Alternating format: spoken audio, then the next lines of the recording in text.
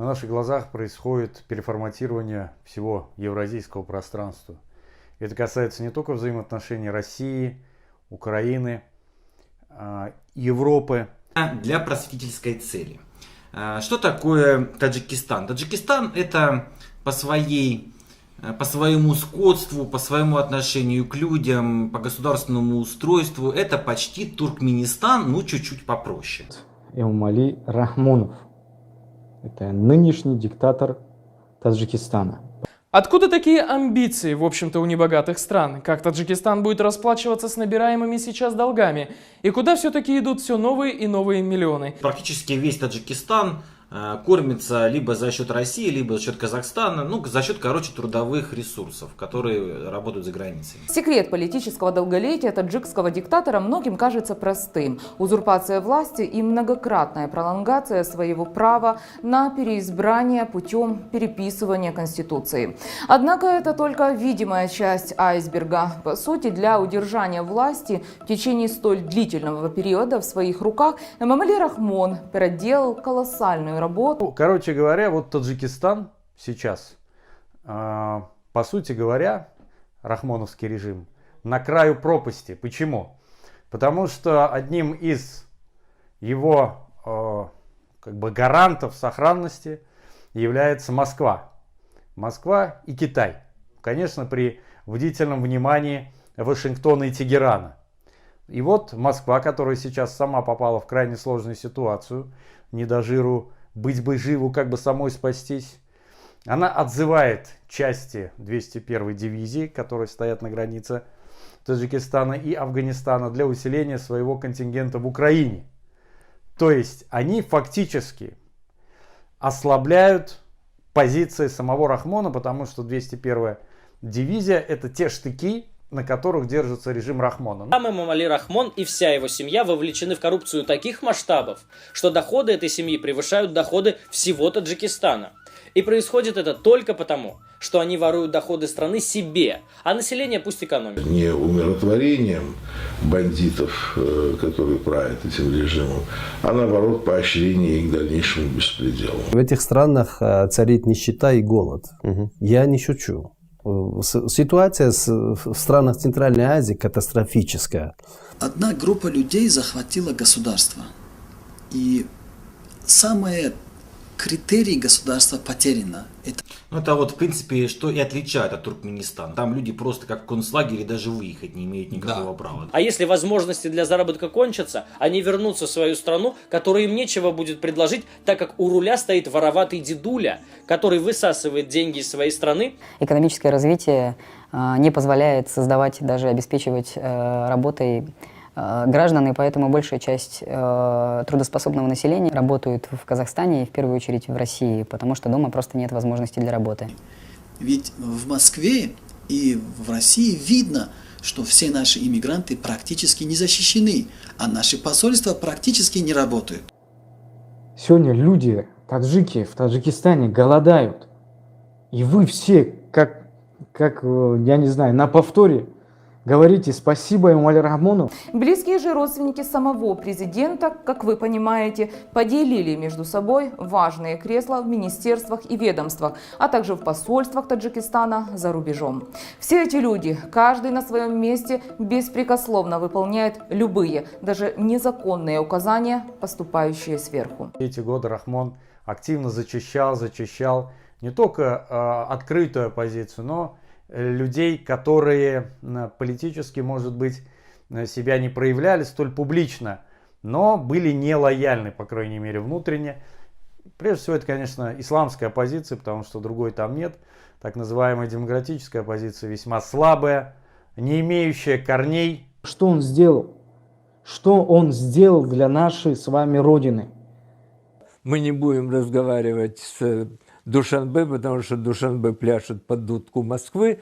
Сегодня уже видно весь скелет государства, что оно состоит из полностью состояния коррупции. Сегодня уже видно, что будущее в таком государстве не ожидается для народа. Власть расшатывала, власть бросала постоянно вызовы народу, преследовала ислам, вводила все новые и новые драконовские запреты. Вроде бы Он перед людьми ходит и общается, здоровается, говорит, он такой добрый. А по существу, если спросить у этих людей, вы увидите сотни людей, которые недовольны. Среднемесячный уровень зарплаты в Таджикистане составляет $123, что является самым низким показателем в СНГ. Смотрите цены на рынках. Сегодня среднестатистический, даже тот, кто работает, не может себе позволить мешок муки купить в Таджикистане. Мы должны сказать правду и раскрыть его. Если мы не дадим возможность народу сказать правду, и не дадим возможность народу выбрать свой путь, то будущее нашего народа ожидает рабства. Рахмон найдет, так сказать, финал справедливости, который для него завершится очень плачевно, но он его заслужил. Сделал туннели, сделал дороги, сделал некоторые вещи, которые для Таджикистана необходимы. Скажите, пожалуйста, за 20 лет. Это не его деньги, это деньги, взятый долг. А если был бы другой президент, который бы не воровал государство, он бы сделал бы в 3 раза больше. Сегодня любой маленький ребенок мечтает стать президентом Америки, мечтает стать президентом России, мечтает стать президентом других стран, но среднестатистический таджик не думает даже, не мечтает даже стать когда-нибудь президентом своей страны. Система Рахмона – это та система, как у Наполеона, лучшая защита – это нападение. Зачем выслушивать боли людей? Зачем какие-то моменты? Надо просто обвинять народ. И вот эта тактика, его постоянно у людей, в умах народа граждан Таджикистана, кажется, что все виноваты. То есть они кайфуют, а народ страдает. И вы за это говорите спасибо?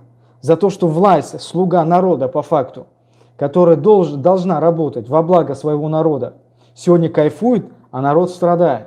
То есть ваша слуга, которая должна обеспечить нам с вами, населению, народу, работой, нормальным доходом, нормальными ценами, нормальными условиями для жизни, социальные вопросы какие-то решать.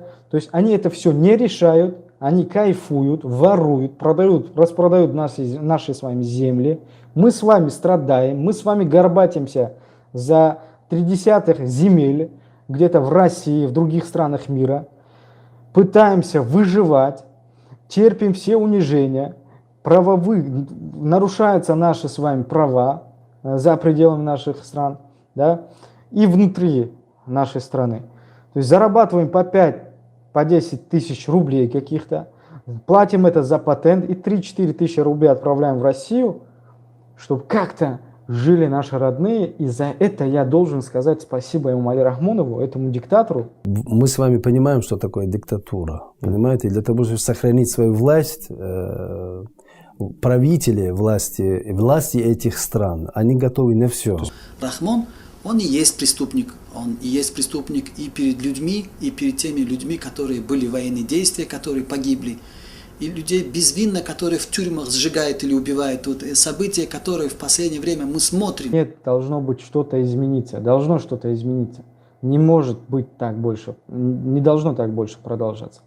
Все можно сделать, если целенаправленно двигать людей. И никому не секрет, если в Республике Таджикистане будут поставлены нормальные законы и не будет коррупции, и дадут людям возможность вести строительство или мини-фабрики составлять, и государство, если чуть-чуть будет помогать, то экономика быстро поднимется. Тогда что сделает Рахмон, глава республики? Он же прекрасно понимает, что ему конец. Но говорить плохо про президента Таджикистана нельзя, потому что за это и в тюрьму можно сесть.